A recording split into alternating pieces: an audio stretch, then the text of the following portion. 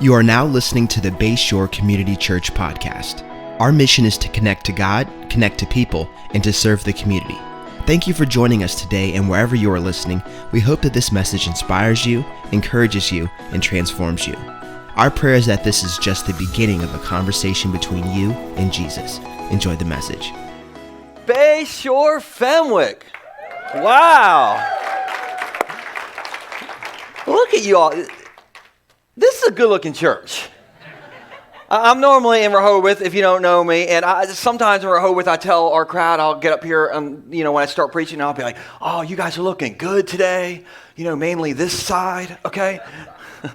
Rehoboth, I'm kidding. I love you all, even the side that doesn't look as good. But listen, Fenwick, I don't care what your spouse said to you this morning. You all are looking good.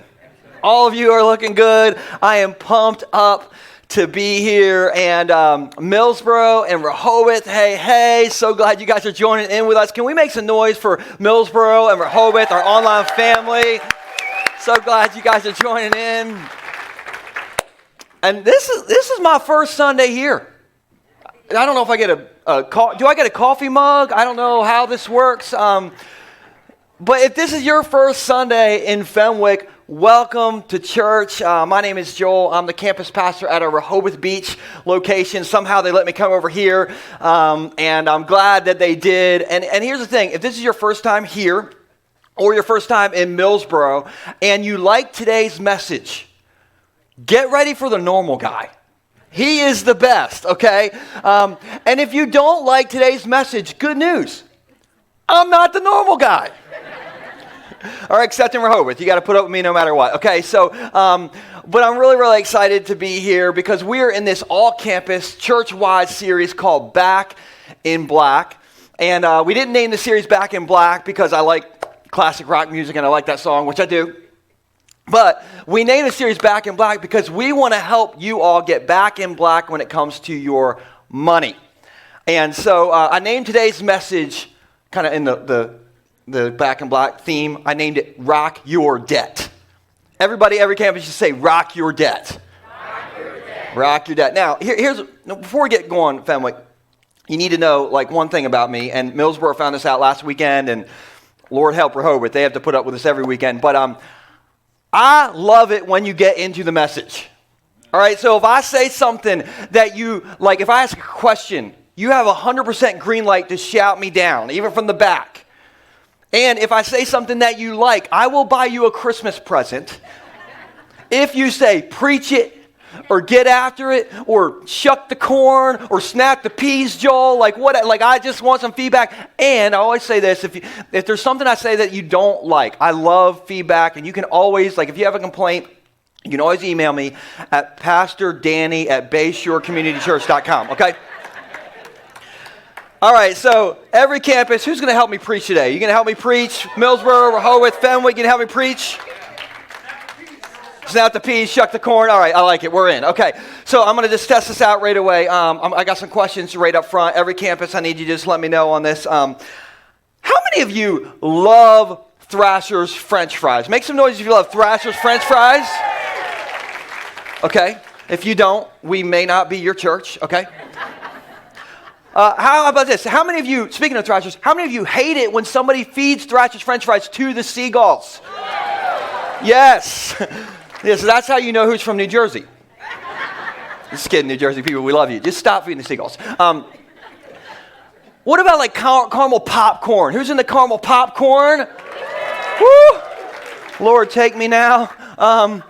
What about pizza? Any kind, the grotto pizza, Nicola pizza, any kind of pizza. Pizza? All right, I just proved that we are a totally unhealthy church. Which is why, last one, every campus get in on this. I'm curious, who in the room or at every campus you like to work out? Where are my workout people, my fitness people? Okay, that was quite a bit quieter. It's not good, okay. But listen, I work out, but I don't work out because I want to be into fitness. I work out so I can eat. Anybody else do this? Like I run, but I don't run for fun. I run so I can go get a Wawa sub. That's what I'm going to run to Wawa so I can eat the sub. And so that's kind of how I do it. That's my thing. That's why I get into fitness. And so, and speaking of like food and working out, I remember a few years ago, I was at our family Thanksgiving dinner. And my cousin's husband, Lance, said around dinner, we're just eating. He said one time when he was in college, he ran a 5K in under 20 minutes. Now, I was on like my fourth helping of macaroni and cheese. And so I was thinking like, I'm gonna need to run a 5K, or I'm gonna need an ambulance or Pastor Chase to do my funeral or something. And so I thought like, if Lance can run, sorry Lance, you're probably in Rehoboth right now, but I was thinking if cousin Lance can run a 5K in under 20 minutes, I can run a 5K in under 20 minutes. Now, have you ever thought you could do something, but you didn't really think it through? Has this ever happened to you? I was thinking, like, how hard can this be? And I like figured it out. Like, this is a 6.5 minute average mile pace. And I had heard people would run like a 4-minute mile. So I'm like, this is going to be easy. And so I believed I could run it. I was like, I'm going to turkey trot the crud out of this 5K in under 20 minutes. And so I started training, and I got way into training. All right, you ever seen Rocky IV? Well, he's like in the snow. He's like pulling sleds. I'm like pulling sleds. I'm hanging upside down from barn rafters, doing inverted sit-ups. I'm like, I got this. I'm going to crush this run. And we got to run day. And listen, I knew I could do it. In my mind, I was like, I can do this. I have my Spotify playlist, which was Rocky music, which is like dun dun dun dun dun dun dun dun. I'm like ready to go. And so they blow the whistle, whatever it is. I take off. And this is true. I am crushing it. They actually have footage of me running this 5K, all right? And so we'll throw this up on the screen. This is me running this 5K. Just, listen, that is not Forrest Gump. That is me, all right? I am running as hard as I can. And listen, I come around the final bend, and you can see the finish line, and they have a race clock all the way at the finish line. I'm trying to run it in under 20 minutes, and way down the road, I see the clock, and it says 19 minutes and 30 seconds. I'm like, whoo! And I started going into Chariots of Fire mode in my head, okay? In my head, this is what I was doing. Like, I am in it, and I'm going to do this. And right in that moment, true story, a 10-year-old kid passed me wearing a leotard. I'm like, I am not going to let little 10-year-old Bobby in a leotard pass me. Plus, I'm not going to let cousin Lance beat me. And so I took off, and I crossed the finish line in 19 minutes and 58 seconds. I did it. Take that, Lance. I beat you, man. I did not beat the 10-year-old kid. He was too aerodynamic, okay? Like, that's what it was. But here's my point. I 100% believe that I was able to, like, hit my goal because, number one, I trained a lot while listening to Guns N' Roses. Our next series is going to be called Welcome to the Jungle, by the way, just so you know. Just kidding, that's not true. But number two, and more importantly, I think I hit my goal because I naively thought I could do it. Now, I'm not going to go Tony Robbins on any of you all this morning, but have you noticed that when you think you can do something, you have a way better chance of actually doing it? Have you noticed this, anybody? Amen. Yeah, and so maybe you're like, yeah, that sounds familiar, like that idea, like where did I hear that idea from? You probably heard it from like good old Henry Ford, who's famous for his quotes, but also that he made a car or something, I'm not sure. But Henry Ford said this. He said, if you think you can or you think you can't, you're right. Now, how many of you, every campus, raise your hand if you've heard this quote before. Anybody ever heard this quote before? It's a good quote, isn't it? You know why this quote's good? Because good old Henry Ford stole it. He stole it. Good old Henry Ford stole it from the good book. You want me to show you? Yeah. All right, Proverbs 23:7 says this. For as he thinks in his heart, everybody on three, we're going to read this last part together. Okay, the last three words, it's not highlighted, but we're going to read these last words, every campus on three. 1, 2, 3. So is he. If you think you can or think you can't, you're right. For as he thinks in his heart, so is he. Same thing. Now, maybe you're sitting here and you're like, Hank, that ain't true. It ain't true, because in the 90s, I sang, I believe I can fly. And I never did fly. So it's not true. And Hank, you believe you're a good driver, and you about ran over the parking team in the parking lot out there, okay? So not true. Listen, all right, no, you can't fly, and Hank should probably start Ubering to church so our volunteers don't get run over. But, and more importantly, I 100% believe that in general, that proverb, if you think you can or think you can't, okay, you're right, okay, and that proverb, for as he thinks in his heart, so are you, or so is he, okay, I believe in general that's true. Do you need an example? Sure. To have an example, okay, Rhett wants an example, I got an example, okay. So I'm curious, every campus, is anybody around back in 1945? I'm just looking for the vintage people. That doesn't sound right, okay, we got a few well-seasoned people, okay, not vintage, well-seasoned people. I don't know if you know this, but in 1945, there was a guy named Gunder Hag. I think we got a picture of this is good old Gunder Hag right here. Gunder Hag broke the world record in fastest mile run in 1945. He ran a mile in 4 minutes and 1 second. Now, in 1945, nobody thought it was possible to run a mile in under 4 minutes. And so when he did this, they're like, no one will ever beat that.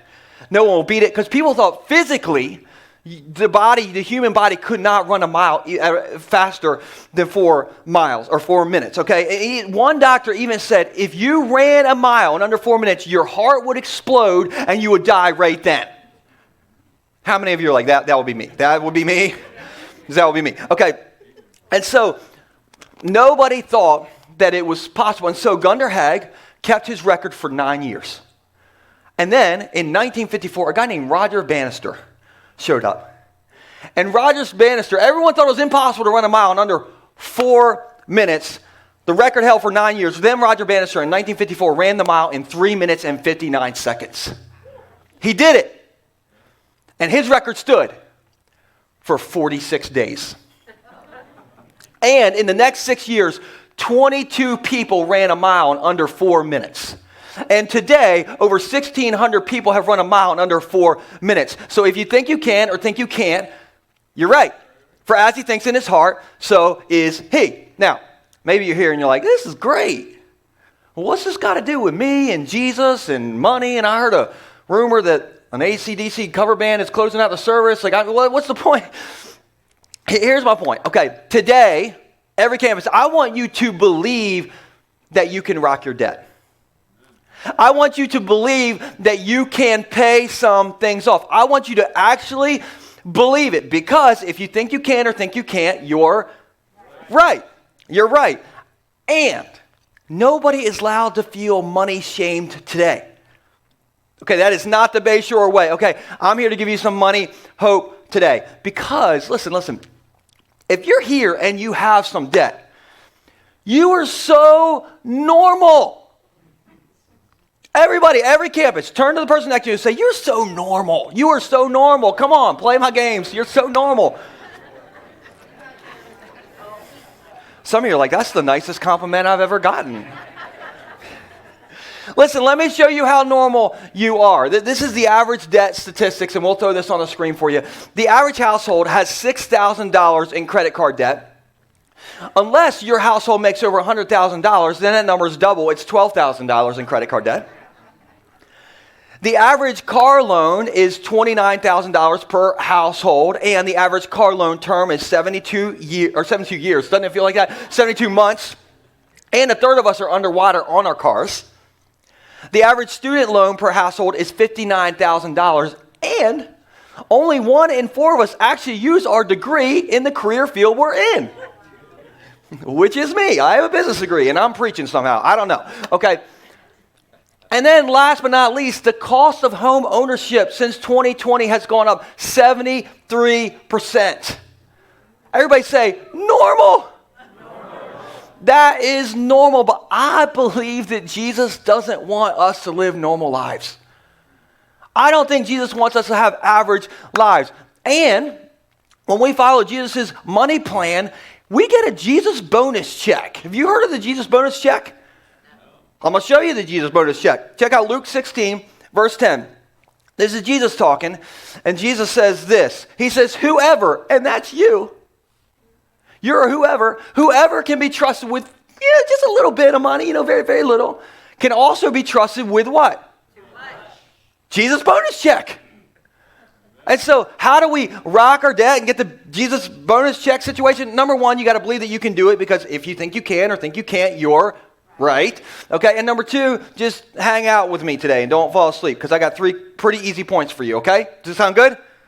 Okay, so first point is this. If you're taking notes, and we'll put this on the screen, is we can rock our debt by getting self-control. Everybody say self-control. With a smile right here. I like it, all right? Speaking of self-control, you should have got an now or later when you came in, and if you've got an now or later, just raise your hand. If you got one, okay, good. All right, hands down. Now, this next question, do not lie. Millsboro, Rehoboth, you cannot lie. I want you to raise your hand if you ate the now or later already. If you ate it, okay? Come on, they're just like this. It's like, put that, yeah, there we go. No self-control. Listen, if this were a Reese cup, listen, I would have sloppy ate it during the music. Like, you're a good father. No, this is a good Reese cup. That's what this is. All right. Who would have had some self-control issues if this was a Reese cup? Okay, there's everybody else. Okay. Now, just hold on to those. We'll come back to the now or laters. But I like to think that I have self-control, but I struggle. And so, like, for instance, a few weeks ago, I did this wedding for a couple that goes to Rehoboth. We have their picture that we'll throw up here. This is John and Pamela, and John and Pamela are probably watching in Rehoboth, and they are 2 newlywed lovebirds. Can we just make some noise at every campus for John and Pamela? Yeah. And next to them, the little guys, those are my 2 kids. Now, maybe you're like, well, why are your kids at the wedding? Well, because this wedding was at 6:30 in the morning on a Friday. And my wife was working, so guess what? It was bring your kids to work day, baby. And so I told my kids, I was like, kids, okay, if you come with me, I will pay you $10 if you do some preacher work for me. You want to do it? And they're like, we're in. I'm like, okay, I'll give you $10 to go to the candy store that night if you come and help me, and you're going to help me serve communion. And so we have this very small, intimate, ceremony on the beach, just a few of us. We're standing there, the sun is rising, it's beautiful. We get to the communion part. My daughter Nora just perfectly comes and brings me the bread, and we talk about that. Everybody's crying, okay, it's really good. Then we get to the juice part. My buddy Nixon is in charge of the juice part. He brings me the juice, and it's just like this quiet moment. And then Nixon gives me the juice, and he says, Daddy, do I get my $10 now or later? True story. I'm like, you are fired. And don't ask for severance, buddy, okay? But they did really well, other than that one little snag. And so that night, me and my wife were like, we're going to take you to the candy store. And we took them to this place in Ocean View, a new place called Sweeties. And we put it on the screen because maybe you want to support a local business. And so we took them to Sweeties. And before we walked in, we're like, kids, you get $10 each to go buy whatever you want. And they're like, oh. And they're like, are you and mommy going to get candy too? And we're like, no, kids. Tonight is about you and how hard you have worked. And so we walk them in. I have Nixon. Stacy has Nora. And like they start getting their candy. 2 minutes in, I get my own candy bag. And I am stuffing that thing full, man. I am putting I look like a seagull at the Golden Corral buffet, all right? I got chocolate-covered pretzels. I got chocolate-covered peanut clusters. Chocolate-covered coffee beans. Good Lord, those are amazing. That's the best thing in the whole store. And so and I'm getting all this stuff. I look over, and my wife is doing the exact same thing. I'm like, what are you doing? And she's like, what are you doing? I'm like, you worry about you. Don't worry about me. What happened?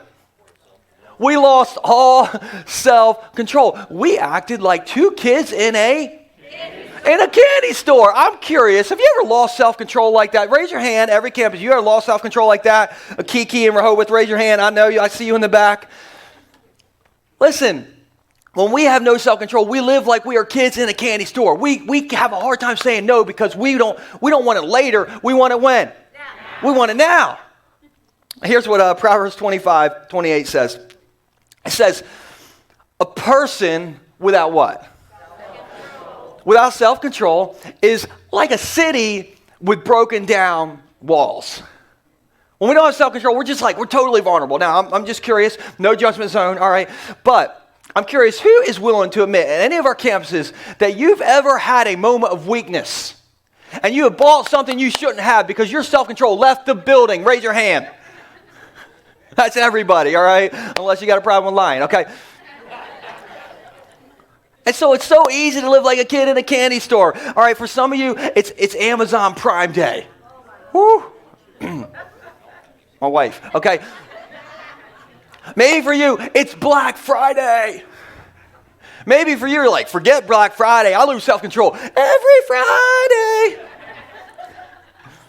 But listen, every single person can be like a kid in a candy store, and we have a hard time saying no to what we want right now. Ladies, I'm going to pick on you first, all right? So I'm scared, but I'm going to do it. This is what you do. Okay, ladies, you see the sales rack. 2 shirts for $20, and you're like, I'll take 2 for every day of the week.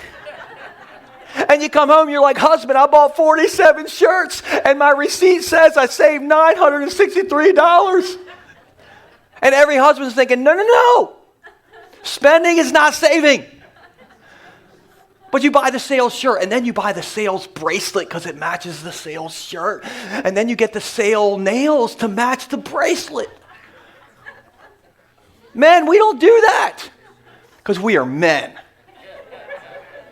We go way bigger than that. We're like, honey, I bought the biggest Yeti they make. The biggest Yeti cooler. Well, did you get it on sale at least? No, paid over retail. And it wouldn't fit in your minivan, so bought a brand new family F-750, okay? And it matches the cooler. Hey, take a drink out of the whatever, like. And so that's what we do. Listen, I remember years ago, my buddy came to me and he's like, he wanted to run a money plan by me. He's like, I got this idea with my money. I want to tell you about it. You tell me what you think. I was like, okay. And he's like, okay, my plan is I want to save $600 a month towards a truck. And I want to do it for 5 years. And at the end of 5 years, I'm going to go buy a truck for cash. Is this a good idea? I'm like, you should be my financial advisor. Like that is a great idea. I am proud of you, okay? The next day, this is not an exaggeration. The next day, I see him, and I'm like, hey, man, what are you doing this weekend? He's like, I'm going to go test drive some trucks. I'm like, what? Am I on drugs? Did my wife slip an Ambien into my Yeti cup? Like, what? And he's like, no, don't worry. I'm not going to buy anything. Guess who financed a truck that weekend? Come on, who can relate to that story? Can you relate to that story? Yeah, it's like, yeah, I can. Okay.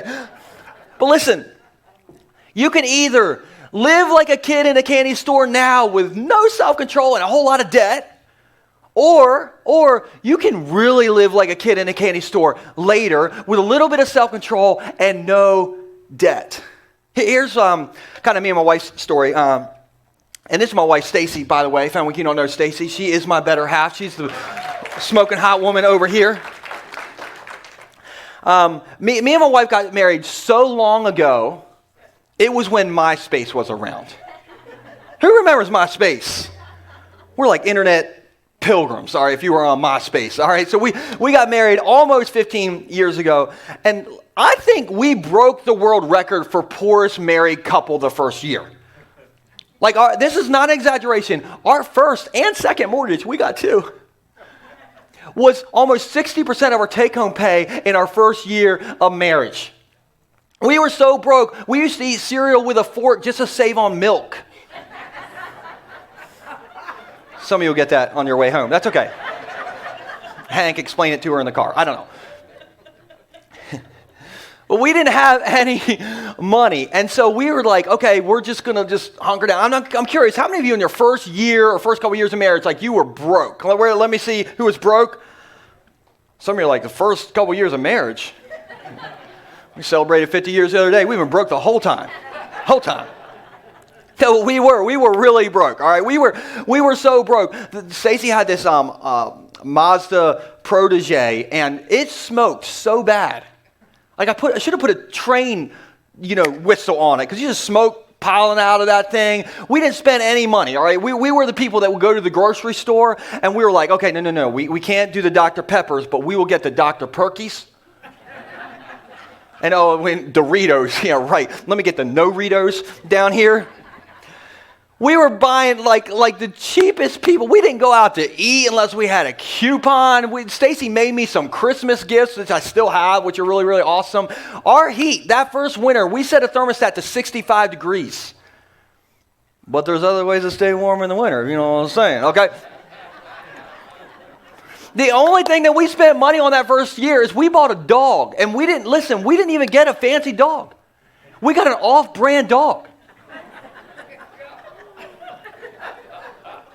But we knew we had, that's where we were at. Now, in the second year of marriage, my wife got her career and started making good money. But we knew we're going to live if we want to live like kids in a candy store later. Right now, we got to say no to a whole lot of stuff. And so we did. That's why we were in the grocery store, getting bargain shopping and not going out to eat and making each other Christmas presents. And for 12 years, we were on a spending freeze. 12 years. Even though that second year, the income went up and all that, we decided we're going to just save everything and pay everything off as much as we can in the first 12 years. And then after 12 years, which was a couple years ago, we now feel like we are kids in a candy store. Because we got things paid off. We got a really, really good position. And now the car, it doesn't even smoke. Last week I told you that our walk-in closet, we have a level on bottom and a level on top. Shirts on top, pants on bottom, okay? And I 100% believe that God walked us through all those lean years. But I also know that self-control changed our life. Self-control changed our life. And so if you have that now or later, go ahead and get out your now later one more time. Just get it out. If you're already eating it, just get the wrapper or just hold it up in spirit. Okay, wave it around like you just don't care. Every campus, get your now or laters. And I need you to say this with me. We're going to say no to some stuff now. So we get to say yes to a whole lot of stuff later. All right, we're going to say no to some stuff now, so we get to say yes to a whole lot of stuff later. And listen, when you get to later, when you have rocked your debt, ladies, listen, say yes to the dress. Buy all 47 shirts. Get the bracelet that matches the shirt. Get your nails done every single day of the week. Get the Wolverine nails.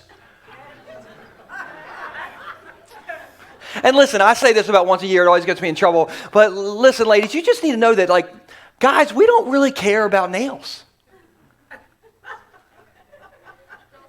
I've never heard a guy say, would you check out the set of nails on that girl? Do you think they're real?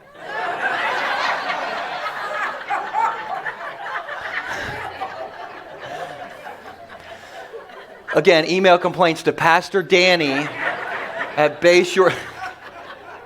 But listen, ladies, say yes to, when you're out of debt, whatever, okay? Guys, buy the Yeti cooler, put Dr. Perkins and Dr. Pepper in there. It doesn't matter, because when you have self-control, you can really live like a kid in a candy store later. When you have self-control, you can rock your debt, and you got to believe you can do this stuff, because if you think you can or think you can't, you're right. For as he thinks in his heart, so is he. Okay, so here's my second point. We rock our debt by getting self-control. Second point is we rock our debt by getting understanding. Hosea 4:6, and we'll throw this on the screen. Hosea 4:6 says this: my people are destroyed for lack of what? Knowledge. Now, I'm going to confess, this verse has nothing to do with money. I totally took it out of context, okay? But I do think that we can all agree that when we don't understand our money, we can get destroyed by it. Isn't that true? For instance, my buddy who financed that truck, when he told me, my poker face was terrible. I was just like, and he's like, what did I do something wrong? I'm like, well, yes, you did something wrong. And he's like, well, can you explain it to me? I'm like, do you really want me to? And so anyway, I walked him through it, okay? And I was like, and we'll put this on the screen so you can follow along. His interest rate was 8% because this wasn't his first big piece of stupid. And so I said, okay, because you have an interest rate of 8%. All right, just think of it this way. You're not going to save $600 a month like your plan was. You are going to spend on payments $730 a month. At the end of 5 years, okay, you will have not spent $36,000 on this truck, which was the original plan. You will have spent $44,000 on this truck, and $8,000 of that is interest. And he looked at me like, okay. Now, maybe that's you. Maybe, like, listen, I grew up playing King of the Hill on manure piles in Sussex County. That's true. And so maybe you're like a King of the Hill manure pile player like me. You're like, well, that don't sound like that big of a deal right there. Still got the truck. Listen, I was like, listen, when you pay $44,000 for this truck at the end of 5 years, that truck's not worth $44,000. It's worth $12,000 if you're lucky. So I was like, okay, how about this instead? And we'll flip this, okay? If instead he took that $8,000 he was going to put towards interest, maybe he invested that $8,000 instead. Because my buddy was 22 years old. Let's say he invested it, and not in Bitcoin, Rehoboth Beach. But he invested it in the market, and he was a terrible investor because he only got 8%, and over like 35 years, that's below market, okay? So he's just really bad at this, but let's just say he's really bad at it, puts it in the market, just leaves that $8,000 there until he retires at 67 years old. That $8,000 is now worth $290,000. 8,000 turns into $290,000. Okay, now let's go crazy. Let's say he saved all that money because he was going to buy a truck for cash, but he met Hank, you know, Uber Hank, who ran over the volunteers. And he, instead of took his $36,000 and at 22, just put it right into the market as a terrible investor. And he left it there until he was 67 years old. That $36,000 is now $1.3 million. And if he was an average investor, that would be over $3 million. How many of you could figure out a way to spend $1.3 million? You could figure it out. You could figure it out. I would bless myself with Baltimore Ravens season tickets. Praise the Lord. There it is. But listen, I think so many times we get in trouble with money because we just don't understand it. Like we don't get that debt interest crushes us, but when we have interest working for us, I don't know if you were here last weekend, but if you have interest working for you, you get to $1.3 million just by one investment, $36,000, you don't put another dime in. Listen, you'll be so rich at 67, you'll be farting through silk boxers. Millsboro didn't laugh at it. Fenwick kind of laughed at it. Hopefully Rehoboth, you're laughing at it. I don't know. But listen, here's a simple way to rock your debt. Here's a simple way, and we'll put this on the screen. Instead of your two favorite questions being how much down and how much a month. Now, again, nobody's allowed to feel shame. This is a shame-free zone if those are your two favorite questions. I just want you to have a new favorite question. And a new favorite question is this. How much is the real cost? How much am I going to pay in interest? How long am I going to tie to like this payment? What am I going to pay total? And what am I giving up by not investing this? How much is the real cost? For instance, with credit cards, the average credit card balance is $6,000, and the average interest rate on credit cards is 19%. So, and we'll put this on the screen. If you pay the minimum payment of $100 a month on $6,000 at 19% interest, you're going to be paying that for 20 years. All right, everybody just say, I had a heart attack. 20 years. 20 years, and you won't pay $6,000. You'll pay $24,000. $18,000 of that, triple of what the principal was on interest. But instead, if that same $100 a month, if you just put that into the market and you were an average market investor, at the end of 20 years, you would have three times what you paid in interest.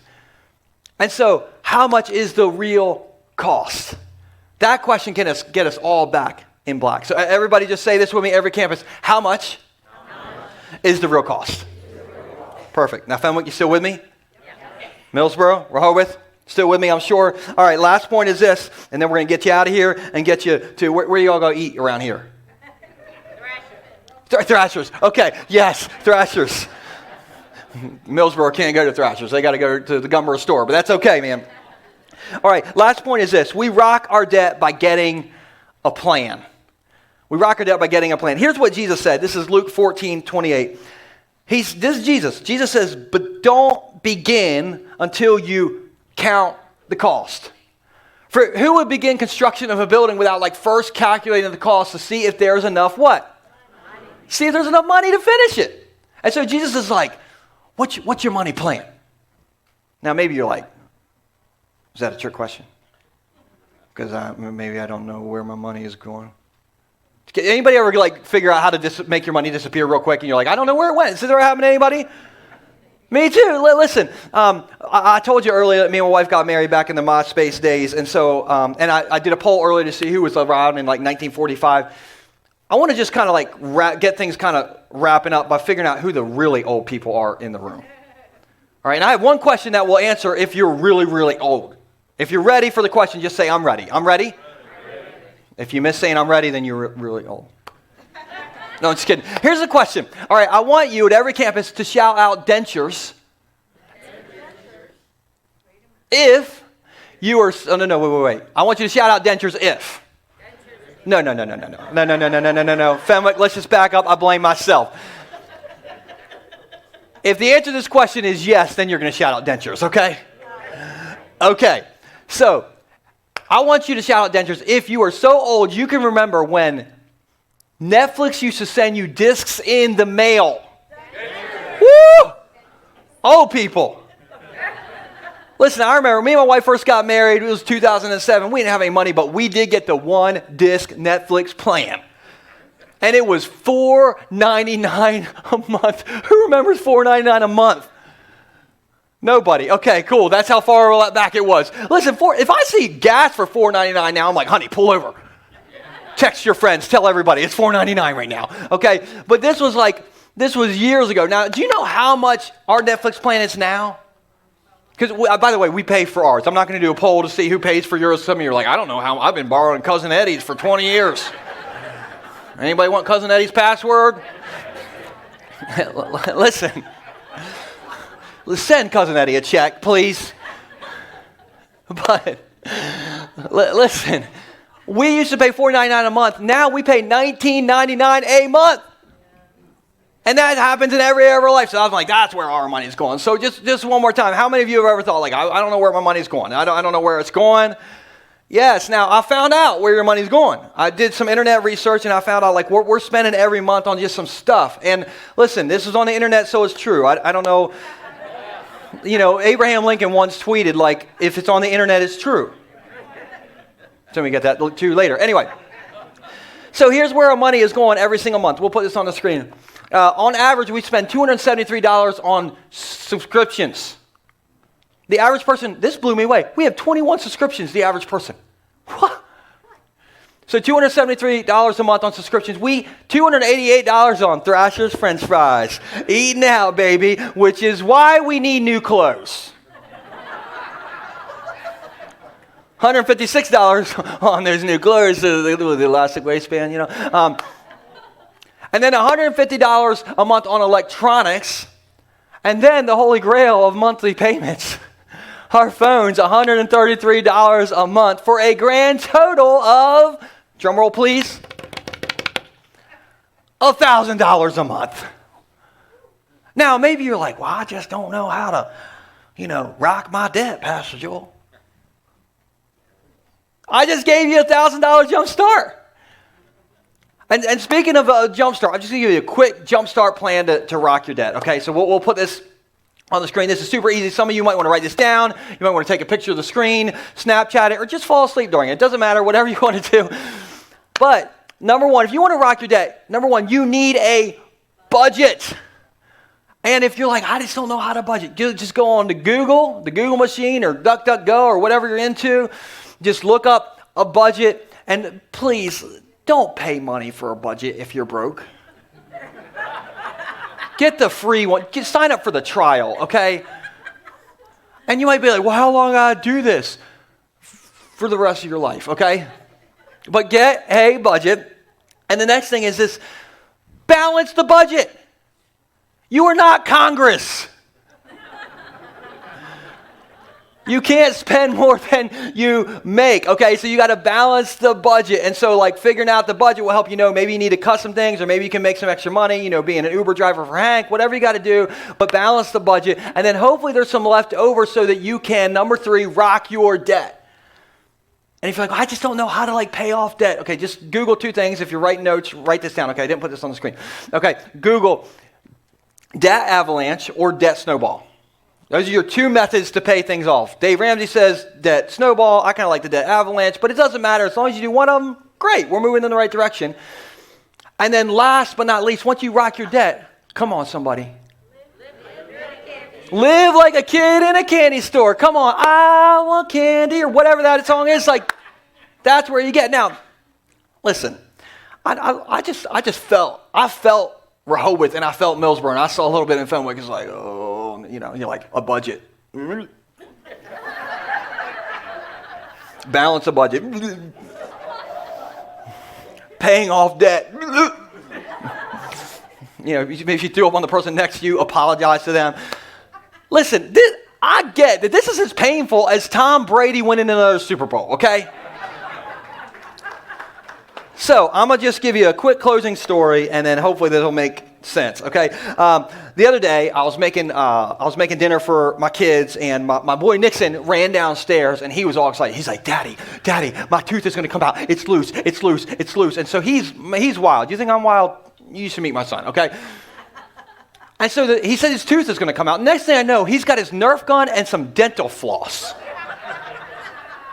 I'm like, Lord, what is happening here? And so apparently he'd watched too much YouTube Kids, and his idea was, I'm going to tie the dental floss around my loose tooth, then tie the other end of the dental floss around my Nerf gun dart, and then I'm going to blast my tooth out, and I'm going to go down in kid infamy forever. And so I was like, forget making dinner. I am watching this. And so for the next 20 or 30 minutes, me and my wife was tying the thing on his tooth. We encourage this kind of thing in our house. And so, and he's putting the gun in, and he's squinting his eyes. He's like, "Ugh," and he'd shoot it, and it'd go poof, and come right back because it wouldn't come out. And he's like, ah, over and over again, poof, ah, poof, ah. Poof. And we got a little video. You want to see a video? Nixon, what are you about to do? Use the gun so my teeth falls off. Come on, tooth. Is this the one, Nix? Uh-huh. Okay. No, it's still in there. Okay, Big Nix.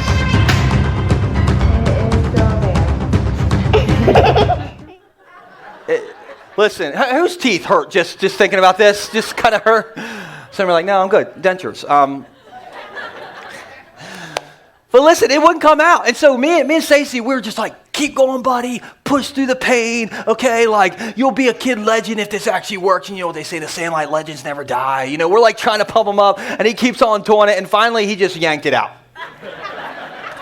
And we didn't video it, all right? But we did get a picture of him afterwards with his lost tooth. I noticed this on Thursday. Look how much mac and cheese I put on my son's plate. It's like, I'm going to wreck that kid. All right, that's no good. All right, so don't give that kids that much mac and cheese. But anyway. Yeah. So here's the thing. Can we put that debt plan thing back up there? You're all like, just give me more two stories, please. But listen, starting this plan is going to be a lot like Nixon trying to shoot that tooth out. All right, you're gonna maybe all right, I'll make a budget. You'll take one step forward, and then the car's going to break down. You're like, great, now I'm 2 steps back. Then you're going to take another step forward, and then your tooth is going to fall out. And you're like, oh, great, $3,000 to do the dentist on this, and then you're going to take another step forward, and some cute kid in your neighborhood is going to convince your wife to buy 73 boxes of Girl Scout cookies, and then it's going to be 4 steps back, and then let's say you get going on this plan, and you get to November, you're like, it's working. Then you're going to be like, shoot, it's Christmas in December? Is that when it is this year?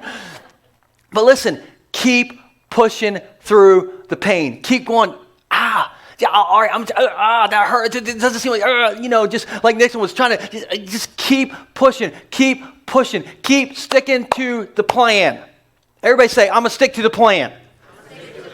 Listen, stick to the plan like a seagull sticks to a New Jersey person in line at Thrasher. Stick to the plan. Stick to the plan, because one day, if you do, you can live like a kid in a candy store, because you've rocked your debt and you don't have any debt. And everyone at every campus, you got to believe that you can do this, because if you think you can or think you can't, you're right. For as he thinks in his heart, so is he. And I really believe those are some of the fundamentals to rock your financial world. Let me pray for you guys. Jesus, I'm always blown away when we just kind of look in the Bible and we see text that's thousands of years old, and it's like, wow, this is just hit me right here in this spot where I'm at in July of 2022. And so it's so amazing how relevant you made the Bible for all generations. And so God, I know some of this stuff is like so, it rocked us, just hearing some of the stuff like, I don't really, know if I'm going to do this. God, give us the strength and the courage to just look at this and say, maybe there's a better way. Because if you can trust us with a little bit, it says that you'll trust us with a lot. And so God, I pray that you'll start helping us so that we can be trustworthy with a little bit. And maybe we start somewhere with just a budget this week. And we don't have to, get everything right on week one. But God, give us the faith and the courage and the want to just start this and help us to believe that we can have a better life when it comes to our money, when it comes to paying down our debt. Because if we think we can or think we can't, we're right.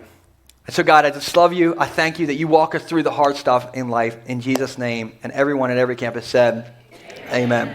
Thank you so much for joining us on the Bayshore podcast. I want to encourage you to take this message you just received and allow it to go deep into your soul and let Jesus do the deep work that only He can do. A special thanks to everyone that gives generously to Bayshore. It's because of you that this ministry is possible, creating life change all over the world.